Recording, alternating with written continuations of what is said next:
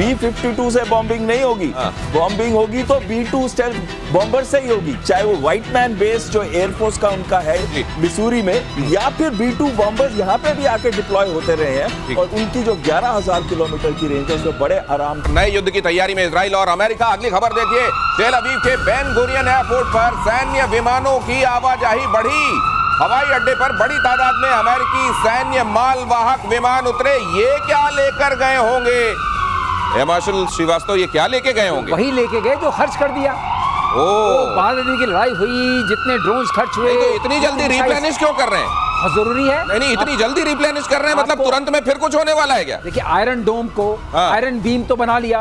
Iron dome, iron beam, arrow 1, arrow 2, David sling, सबको वापस पुनः स्थापित करना है दिनेश, जिससे कि कोई खतरा नहीं आ सके। ये जरूरी है।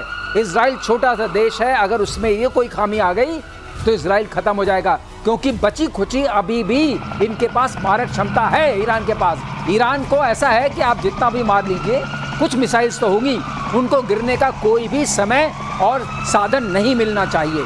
इसलिए ये सारे विमान उतर रहे हैं और पूरी जो रिप्लेनिशमेंट हो रहा है, जितना भी इनके पास एम्युनिशंस का भंडार था। अब ये जरा देख लीजिए, ये सीज फायर जो है उसकी हकीकत देखिए।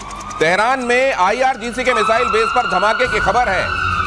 बनफ्शे पार्क के पास हथियार मिसाइल डिपो में विस्फोट, इलाके में धुआं और सायरन की आवाज। अब ये जाहिर है अपने आप तो फूटा नहीं होगा मेजर गौरव आर्य। अब अगर यहाँ ये फूटा तो मुझे ये लगता है कि इजराइल इस समय यहाँ पे इक्का दुक्का अगर ऐसा कुछ कर भी देगा तो ईरान की तरफ से कहा जाएगा नहीं, इजराइल वाला नहीं हो सकता, हमारे यहाँ ये धोखे से फट गया हो, क्योंकि ये सीज फायर कायम रहने में ही फिलहाल भलाई है जब तक परमाणु नहीं बन जाता। नहीं, आप बिल्कुल ठीक कह रहे हैं दिनेश, और इसमें हो सकता है कि कुछ मीडिया आउटलेट्स को बोल दें कि जरा ये बात उछालना कि इजराइल ने करी है, लेकिन औपचारिक तौर पे इसको अंडर प्ले करेगा ईरान, और इसलिए अंडर प्ले करेगा क्योंकि ईरान का बहुत भारी नुकसान हो गया। ईरान माना क्यों ये सीज फायर, आपको पता है ये माना क्यों सीज फायर? ईरान इसलिए माना क्योंकि ईरान में लड़ाई करने की क्षमता नहीं थी, और इजराइल इसलिए माना क्योंकि अमेरिका चाहता था, क्योंकि बिना अमेरिका के उसके हथियारों का सप्लाई बंद हो जाएगा। तो दोनों का इसमें फायदा था, सीज फायर में मानना पड़ा, दोनों को मानना पड़ा। लेकिन जिस दिन मजबूरी नहीं होगी उस दिन ये सीज फायर टूटेगा और उस दिन दोबारा लड़ाई होगी। ये हो ना हो इजरायलियों ने करा होगा, हो ना हो। और आप कान खोल के मैं आपको आज बता रहा हूं व्यूअर्स को, अगले 2-3 महीने के अंदर अगर फिर से किसी टॉप कमांडर की हत्या नहीं हो जाती है कुछ एक्सीडेंट में, या अजीबोगरीब कोई ट्रेडमिल पे भागता हुआ सर के बल गिर के मर गया, ये इजरायली मारते भी ऐसे है ना, बड़े इनोवेटिव तरीके इजरायली कि सवेरे चहलकदमी कर रहे थे, कुछ हुआ और वो मर गए, इस टाइप का। आप देखिएगा इजराइल नहीं रुकने वाला है साहब, वो नहीं रुकेगा। तो ये आपको सतह पर जो सीज फायर दिखाई दे रहा है, इस सतह के नीचे बहुत सारा अंडर करंट है, इसको समझने की जरूरत है। और भारत के करीब अमेरिका ने तैनात किए बॉम्बर। यह खबर देखिए, डिएगो गार्सिया में B-52 F-15 KC-135 तैनात। सैटेलाइट इमेज से बहुत बड़ा खुलासा, कम मौकों पर इस सैन्य अड्डे पर इतनी बड़ी तैनाती तो होती रहती है यहाँ, लेकिन एक साथ इतने सारे अलग अलग तरीके के फाइटर प्लेन्स, बॉम्बर्स और उनकी इतनी ज्यादा तैनाती, ये डिएगो गार्सिया, ये भी जरा देख लीजिए, समझ लीजिए। और आप कमोडोर बहल अगर इसकी सिचुएशन समझा सकें, यहाँ पर इस तैनाती के मायने क्या हैं, अगर आप ये बता सकें। देखिए, डिएगो गार्सिया 2000 किलोमीटर नीचे है भारत के, और 3700 से 400 किलोमीटर दूर, 4000 किलोमीटर दूर है ईरान से। और B-52 एक स्ट्रेटेजिक बॉम्बर है जो कन्वेंशनल और न्यूक्लियर वेपन्स दोनों कैरी कर सकता है। और KC-135 जो उसके साथ है वो एयर टू एयर रिफ्यूलर है, यानी कि जब वो टेक ऑफ करेगा तो उसको हवा में अगर रिफ्यूलिंग की जरूरत पड़े, अगर उसको हवा में रिफ्यूलिंग की जरूरत पड़े तो उसको रास्ते में या तो जाते टाइम या आते टाइम उसकी रिफ्यूलिंग करेगा। लेकिन मैं आपको बता रहा हूं, B-52 से बॉम्बिंग नहीं होगी। बॉम्बिंग होगी तो B-2 स्टेल्थ बॉम्बर से ही होगी, चाहे वो व्हाइट मैन बेस जो एयरफोर्स का उनका है मिसूरी में, या फिर B-2 बॉम्बर्स यहाँ पे भी आके डिप्लॉय होते रहे हैं और उनकी जो 11,000 किलोमीटर की रेंज है उसमें बड़े आराम से। तो सर, इस समय क्या चल रहा है ऐसा जियोपॉलिटिकली कि यहाँ इतनी सारी तैनाती हो रही? ये एक तो है पोजीशनिंग, दूसरी है जो हम कहते हैं ना, जिसको कि हम दिखा रहे हैं ईरान को, और उसको पोस्चरिंग जैसे वर्ड होता है, उसकी इंग्लिश में एक वर्ड है, हिंदी में शायद कोई और वर्ड नहीं है, पोस्चरिंग। और तीसरी चीज है कि अगर कोई अर्जेंटली अटैक करना पड़े तो B-52 में इतना पेलोड है कि वो जाके काफी तहस नहस कर सकता है ईरान। इसमें क्विकली ये कहना चाहूंगा कि हॉर्मुज को देखिए, वो जो स्ट्रेट ऑफ हॉर्मुज है, यहाँ पर अगर कोई गड़बड़ होती है, ईरान की तरफ से अपनी तरफ से प्रतिक्रिया होती है, तो ये उसके दायरे में भी तेल है। वाली तैनाती है, तेल वाली तैनाती है, ये पूरा सी लेन्स को कवर करने की तैनाती है। राइट, अगर ईरान ने ऐसा कुछ करने की कोशिश की और हॉर्मुज में कहीं उसने अपनी मसल फ्लेक्सिंग की, तो असल में जो कहा जा रहा है ना पोस्चरिंग वो कि जो पहलवान होता है ना वो दांव लगाकर चित तो करता ही है, लेकिन पहले जो मूंछों में ताव देकर ताल ठोकता है ना, वो बड़ा जरूरी होता है, और यहां पर वो हो रहा है। अगली खबर देखिए, यूक्रेन को आर्म सप्लाई पर ट्रंप ने लगाई रोक, एयर डिफेंस सिस्टम, तोप के गोले, हवा में मार करने वाली मिसाइल सप्लाई पर रोक। अमेरिका ने यूक्रेन को भेजे जाने वाले PAC-3 पैट्रियट सिस्टम की खेप रोकी। 155 mm artillery round, GMLRS stinger, AIM-7 Hellfire मिसाइलों की खेप पर रोक। अमेरिका ने हथियारों के स्टॉक की कमी का दिया हवाला। मेजर गौरव आर्य, आप ये कह रहे थे कि अब धीरे धीरे ये ब्रेक लगाया जाएगा, और ये लगाया जाना शुरू कर दिया गया। देखिए साहब, मैं तो बहुत ज्यादा कंफ्यूज हो गया हूं, और कंफ्यूज इसलिए हुआ हूं कि कल परसों इन लोगों ने एक बिल इंट्रोड्यूस करा था अपनी कांग्रेस में कि जो तेल खरीदेगा रूस से, जो भी तेल खरीदेगा, खासतौर से भारत और चाइना, उनके ऊपर 500% टैरिफ होगा। ठीक है, उसके 3 दिन पहले इसने बोला था कि ज़ेलेंस्की तो बहुत अच्छा आदमी है। पहले हमारा जो भी कुछ हुआ थी, खटपट हुआ, ऐसी हो गई थी, गलतफहमी हो गई थी, लेकिन ज़ेलेंस्की बहुत, इन्होंने तारीफ करी ज़ेलेंस्की की।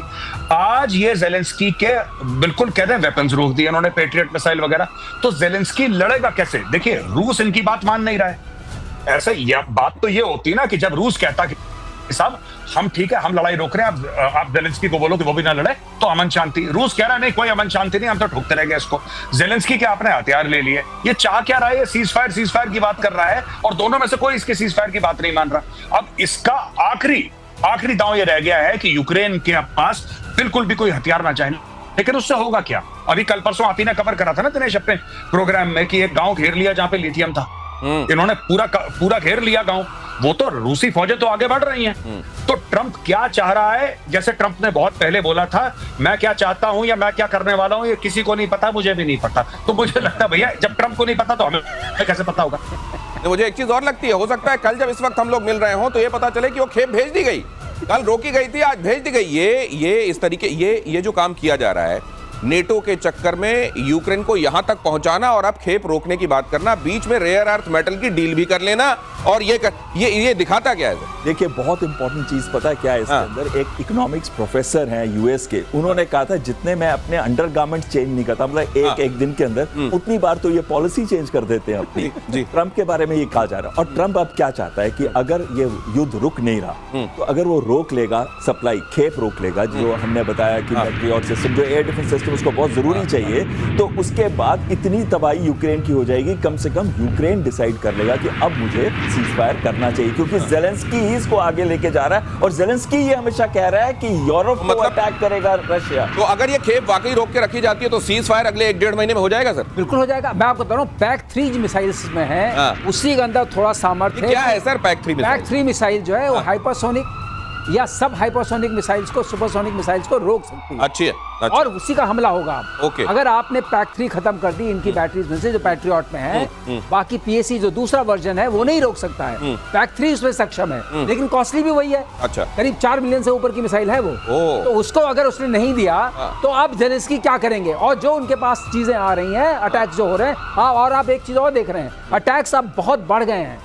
जितने भी, चाहे ड्रोन्स के हों चाहे मिसाइल्स के हों, अटैक्स बढ़ गए हैं यूक्रेन के ऊपर। तो ये जो बहल साहब ने बोला कि ये जो चीज है, ultimately Zelensky himself will say I want cease fire, फिर इनको मिलेगा नोबेल प्राइज कि आपने पीस करवा दी।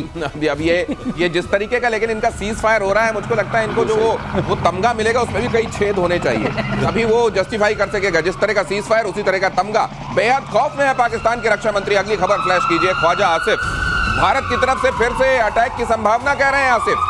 पानी रोकना एक्ट ऑफ वॉर है, ख्वाजा आसिफ ने कहा। कश्मीर की समस्या का समाधान होना चाहिए, ख्वाजा आसिफ ने यह भी कहा। सुनिए जरा। मेजर गौरव आर्य, आपकी बातें बहुत देखी जाती हैं पाकिस्तान में, मैं जानता हूं, और आप कई बार कह चुके हैं कि रोक दिया हमने, करो ना कुछ। ये रोकेंगे, अभी भी ये फ्यूचर टेंस में क्यों बात कर रहे हैं? ये देखिए साहब, ये इनका जवाब यही है, इंटरव्यू एक और दे देंगे, फिर एक और इंटरव्यू दे देंगे, फिर बिलावल एक और धमकी दे देगा कि लाशें बिछा देंगे, लकड़ियां कम पड़ जाएंगी। बिलावल ने बोला था कि अगर पानी नहीं बहेगा तो खून बहेगा, हम जंग कर देंगे, 6 के 6 जितने नदियां हैं सारी की सारी ले लेंगे भारत से। तो देखिए मैं आपको बताता हूं, इसमें पाकिस्तान को रीड करने का सिंपल तरीका है। अगर धमकी कोई फौजी देता है तो उसमें 10% हो सकता है कुछ माल हो, मटेरियल हो, 10%। और अगर कोई सिविलियन धमकी देता है, को पॉलिटिकल लीडर धमकी देता है, तो वो जीरो बेस, उसमें कुछ भी नहीं है। ये सिर्फ ये देखिए ना, इनके ऊपर प्रेशर आ रहा है, पाकिस्तानी मीडिया प्रेशर डाल रहा है। पाकिस्तानी मीडिया जो है दिनेश, वो कभी फौजियों के ऊपर प्रेशर नहीं डालता, वो डालता है प्रेशर सिविलियन लीडरशिप के ऊपर।